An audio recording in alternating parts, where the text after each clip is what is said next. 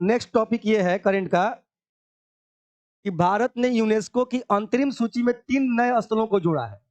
तो अंतरिम सूची का मतलब क्या है कि अभी अस्थाई नहीं है, लेकिन अगर अंतरिम सूची में भी अगर आ गया है तब भी चर्चा का क्या है, विषय बन जाता है। वो कि आपको बताना पड़ता है कि आपको इस क्या आप यूनेस्को की सूची में इस स्थल को रख सकते हैं, क्या ये आपके मापदंड पे खरे उतरता है। तो वैसे में कुछ स्थल आए थे चर्चा में, जैसे मोढेरा में प्रतिष्ठित सूर्य मंदिर, गुजरात में है मोढेरा, ठीक है। और गुजरात में ऐतिहासिक एक जगह है वडनगर शहर, वो, और त्रिपुरा में उन्नाकोटी, जो ऊपर हम लोगों ने क्या किया है, चर्चा किया। ये तीनों अंतरिम रूप से यूनेस्को की सूची में जोड़ा गया और इस वजह से तीनों स्थलों का चर्चा हुआ। लेकिन आपको याद होगा कि पढ़ाई के क्रम में मोढेरा का सूर्य मंदिर कई बार हम लोगों ने पढ़ा है, ठीक है। कई बार मोढेरा का सूर्य मंदिर चर्चा में आया भी हुआ था, और हमको तो याद है कि बीपीएससी में प्रेडिक्शन भी कभी हमने मोढेरा के सूर्य मंदिर के किया है। तो अगर आप देखें तो अगर मोटा मोटी क्वेश्चंस देखें तो केवल आपसे ये सवाल आ सकता है कि मोढेरा का सूर्य मंदिर कहाँ है, तो भाई गुजरात में। या फिर मोढेरा का जो मंदिर है वो है सूर्य मंदिर, विष्णु मंदिर, शिव मंदिर, ऐसे भी सवाल पूछे जा सकते हैं। या फिर मोढेरा प्रसिद्ध है शिव मंदिर के लिए, विष्णु मंदिर के लिए, ऐसे भी सवाल पूछे जा सकते हैं, ठीक है। और यूपीएससी में तो कुट की तरह भी पूछे जा सकते हैं। और जिस तरह से बीपीएससी अपने आप को अपग्रेड कर रही है, उस तरीके से बीपीएससी जो अपग्रेड कर रही है, उस तरीके से तो यही पता चलता है कि उसका भी क्वेश्चन आप लगभग सिमिलर ही मान के चलिए भविष्य में यूपीएससी के करीब। यानी कि बीपीएससी का भविष्य यूपीएससी में ही है। हम तो समझते हैं कि धीरे धीरे वो लेवल मेंटेन कर लेगा। और महत्वपूर्ण बिंदु, अब चूंकि ये अंतरिम सूची में शामिल है, महत्वपूर्ण बिंदु में इसका कोई इंपॉर्टेंस नहीं लग रहा है। यहाँ पे भारत ने यूनेस्को की अस्थायी सूची में 3 और साइटों को शामिल किया। तो वो जो अभी तीनों का जो अंतरिम सूची हमने पढ़ा खबरों में, क्यों वही बात है, वडनार, सूर्य मंदिर मोढेरा का और उन्नाकोटी। तो ये तीनों स्थलों को आपको ध्यान रखना होगा। अस्थायी सूची को ही अंतरिम सूची भी कहते हैं, ठीक है। अब इन तीनों के बारे में, उन्नाकोटी के बारे में पहले ही पढ़ रखा है हमने, इन दोनों के बारे में थोड़ा देख लेते हैं। चित्र इतने स्पष्ट नहीं है। मोढेरा के सूर्य मंदिर, अब मोढेरा का सूर्य मंदिर मेहसना जिले, अगर बहुत अंदर से पूछ देता है तो बिहार वाले क्वेश्चन में तो लगता है कि बिहार में कहीं आप जाके अंदर से पूछ दिए, ठीक है। लेकिन बीपीएससी में मोढेरा का सूर्य मंदिर पूछेगा तो मोढेरा ही पूछेगा, मेहसना जिले में है, इतना जाएगा तो फिर कोई बात नहीं है, ध्यान रखने की जरूरत होगी। तो पढ़ने के क्रम में तो चर्चा रहता ही है। या फिर ऐसा नहीं है कि आपसे कुछ ऐसे प्रश्न पूछे जाते हैं जो आपके बस की नहीं थी, ठीक है। जिस तरीके से स्टूडेंट्स मैटर बनाए, क्या नाम था उनका, बत्तख मियाँ का, है ना, और वो 5वां क्लास के बीटीबीसी में बत्तख मियाँ का क्या है, कहानी है, ठीक है। बस अंतर यह है कि उर्दू के लिटरेचर में है, लेकिन है तो बीटीबीसी में ही। लेकिन मुद्दा ऐसे बनाया कि पता नहीं कहाँ से पूछता है, कैसे पूछता है। तो किसी चीज को हवा बनाने से बढ़िया है कि शांति से उसको पढ़ने और विचारने की क्या है, आवश्यकता है।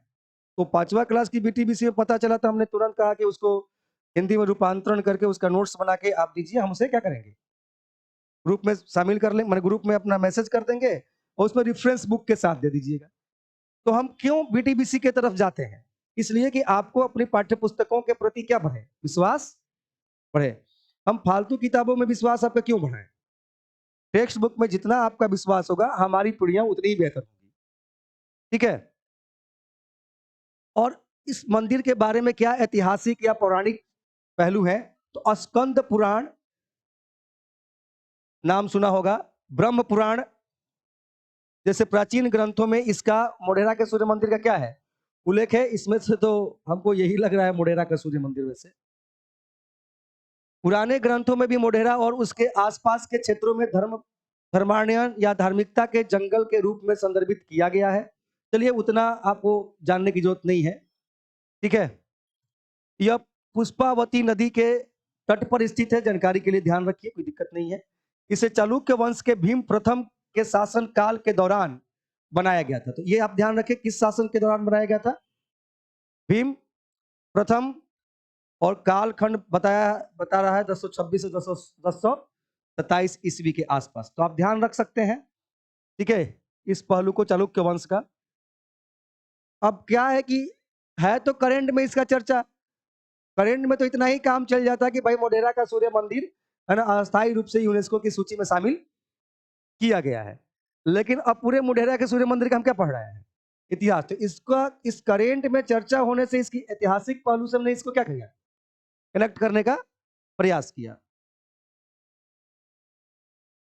अब भले ये पॉइंट्स आपको याद रहे चाहे नहीं रहे, लेकिन मोढेरा का सूर्य मंदिर किस परिप्रेक्ष्य में चर्चा में आया, मोढेरा का सूर्य मंदिर है कहाँ, है ना, ये जरूर आपको ध्यान रहेगा। भले चालुक्य वंश के राजा भीम प्रथम को आप भुला जाए, लेकिन इतना भी आसान नहीं है कि आप भीम प्रथम को भुला जाएंगे। ठीक है, अभी हमने भीम प्रथम तो अपने मुंह से 4-5 बार बोल लिया है कि नहीं, इतना आसान थोड़ी है। हाँ, भीम प्रथम है, चालुक्य है, हालांकि यानी वंशजों में भीम प्रथम थे, फिर भीम द्वितीय थे, मोहम्मद गौरी भी भीम द्वितीय से मूलराज द्वितीय उनका नाम था, उससे भी लड़ा था, ठीक है, लेकिन हार गया था। और फिर कुछ महत्वपूर्ण बिंदु हैं, लेकिन उतने महत्वपूर्ण नहीं है कि जिनको चर्चा किया जाए। लेकिन एक बिंदु इसमें पढ़ने क्रम में हमें मिला, ये मंदिर जो है 23.5 डिग्री अक्षांश, लगभग 23.5 डिग्री यानी 23 डिग्री 6 मिनट अक्षांश, यानी लगभग कर्क रेखा के निकट बना हुआ है, कर्क रेखा के निकट। ये एक चीज लगा कि देखिए, ऐसा माना जाता है कि कई ऐसे मंदिर हैं भारत में, ठीक है, जिसमें लगभग अक्षांश रेखाओं का क्या रखा गया है, आसपास का ख्याल रखा गया है। नहीं, एक जगह पढ़ने को मिला कि अक्षांश रेखाओं का मतलब क्या होता है कि लगभग एक अक्षांश से दूसरे अक्षांश के बीच में 110.7 किलोमीटर का क्या रहता है, अंतर रहता है। अक्षांश रेखाओं के बीच का जो गैप है उसको कटिबंध बोलते हो, और देशांतर के बीच के जो गैप को गोरे बोलते हैं, उसमें 111 किलोमीटर के आसपास रहता है। तो मान लीजिए कि आप 110-11 किलोमीटर के भी रेंज में है, तो लगभग आप उसी अक्षांशीय रेंज में है। ऐसा कभी कभी भी हमको एक बार पढ़ने को मिला कि नेपाल का पशुपतिनाथ, ठीक है, काशी का जो बाबा विश्वनाथ, फिर आप उज्जैन का महाकाल, और उज्जैन से तो हमारा देशांतर का एक कॉन्सेप्ट भी एक समय में चल रहा था, और वो गुजरात में सोमनाथ मंदिर, ये सब शिव मंदिर है नहीं। और जिस पोजीशन पे मक्का है, ठीक है, वो कहा जाता है कि लगभग, माने जो मक्का का मंदिर है वो है ना दरगाह, लगभग एक ही पोजीशन पे है।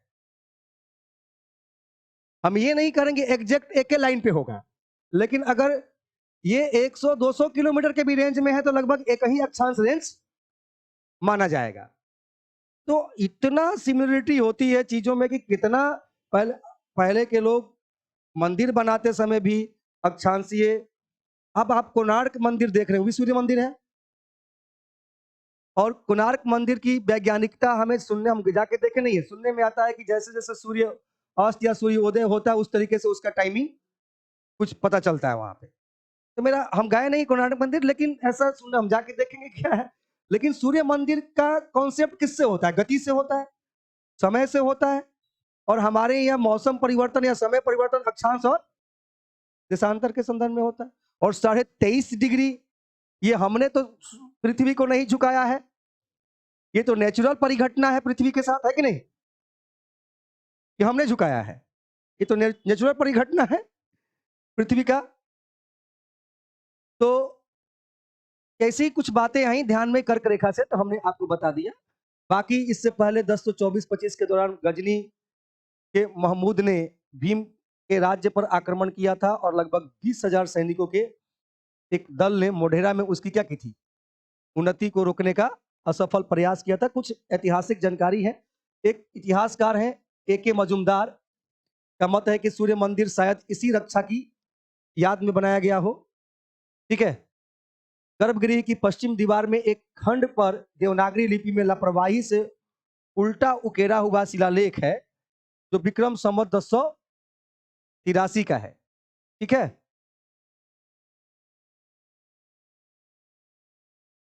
जो विक्रम संवत है, लेकिन ईस्वी में क्या आ रहा है? 1026 से 1027। वो मोढेरा का सूर्य मंदिर को लेके था। गुजरात का वडनगर शहर तो मोदी जी के लिए प्रसिद्ध होगा। कहाँ के थे मोदी जी? वडनगर देखते हैं कहाँ के थे। वडनगर नगर पालिका एक बहुस्तरीय ऐतिहासिक शहर है, जिसका इतिहास लगभग 8वीं शताब्दी ईसा पूर्व तक फैला हुआ है। इसका प्राचीन नाम अनर्थपुरा था। और देखिए, यूनेस्को की सूची में जो भी चीजें शामिल होती है, उसमें यूपीएससी का भी ध्यान रहता है और क्षेत्रीय आयोगों का भी ध्यान रहता है।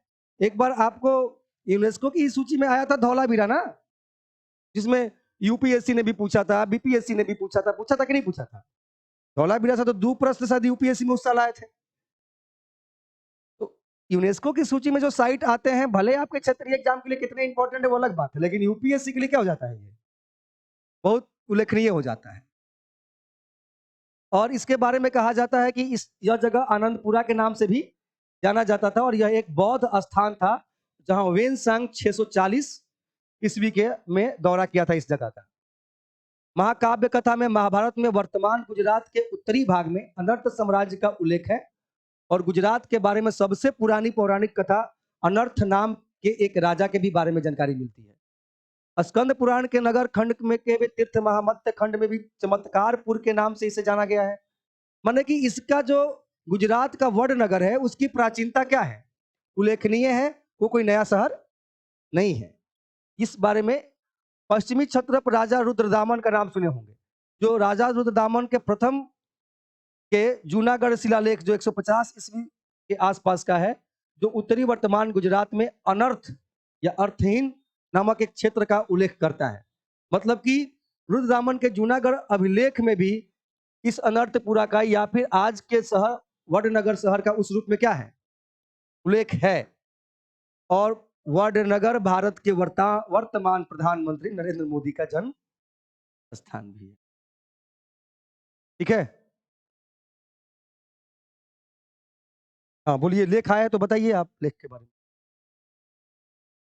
जी जी। हाँ हाँ। याज्ञवल्क्य हो सकते हैं, क्योंकि उसमें इसमें ये मेंशन नहीं है, लेकिन याज्ञवल्क्य ऋषि भी। हाँ।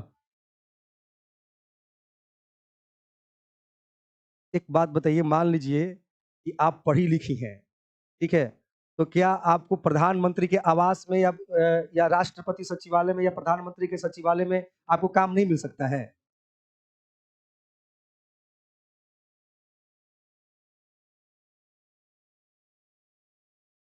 ये चीजें जो बताया जाता है कि संबंध होना और जन्म होना, दोनों दो चीजें हैं। ठीक है।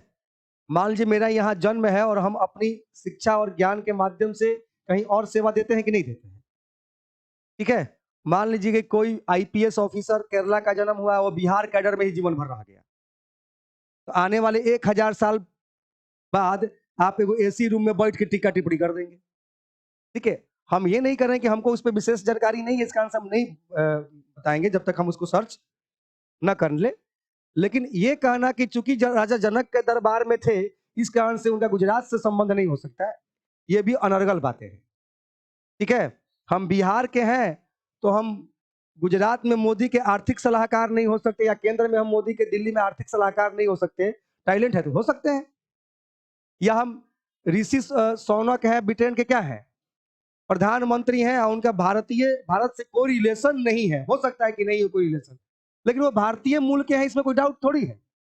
लेकिन अगर आज से 1000 साल बाद आप लिखिए कि वो तो भारतीय मूल के हो ही नहीं सकते, अरे नहीं होंगे भारत के, लेकिन भारतीय मूल के हैं, इसमें कोई डाउट नहीं है। वो भारत में नहीं जन्मे होंगे, भारत में इससे उनका हो सकता है कोई रिलेशन नहीं हो, लेकिन मूल उनका क्या है? भारतीय ही है। नस्ल उनका क्या है? भारतीय ही है। लेकिन वो कभी यहाँ पे नहीं आए। एक व्यक्ति कहीं और जन्म ले सकता है और फिर कहीं और जाके जहां पे शिक्षा का सम्मान होता है वहां पे शिक्षार्थी पहुंच ही जाते हैं। ठीक है, राजा जनक के दरबार में कौन नहीं पहुंचा? गार्गी नहीं पहुंची कि याज्ञवल्क्य नहीं पहुंचे? उन्हीं के बारे में कह रहे हैं ना आप। ठीक है, तो ये तो जानकारी, दूर दूर से विद्वान आते थे इनके दरबार में क्या करने के लिए? शास्त्रार्थ करने के लिए। अब उनका क्या है, हम वो लेख पढ़े नहीं है, इस कारण से उस पर विशेष टिप्पणी तो नहीं कर सकते। लेकिन हाँ, इस बात की जानकारी देखने का प्रयास करेंगे कि याज्ञवल्क्य का संबंध वटनगर से है कि, ठीक है। लेकिन आपको लग रहा है कि ये करंट अफेयर्स है, लेकिन करंट अफेयर्स को यूपीएससी में आपको ऐसे ही पढ़ना होगा। ठीक है, करंट के करंट भी होंगे और उसके हिस्ट्री के हिस्ट्री भी। राजनीतिक जो करंट होंगे उसका पॉलिटिक्स से कनेक्शन किया जाएगा, जो हिस्टोरिकल करंट होंगे उसका हिस्ट्री से कनेक्शन होगा, जो इकोसिस्टम का करंट होगा वो इकोसिस्टम के ट्रेडिशन से क्या होगा, कनेक्ट होगा।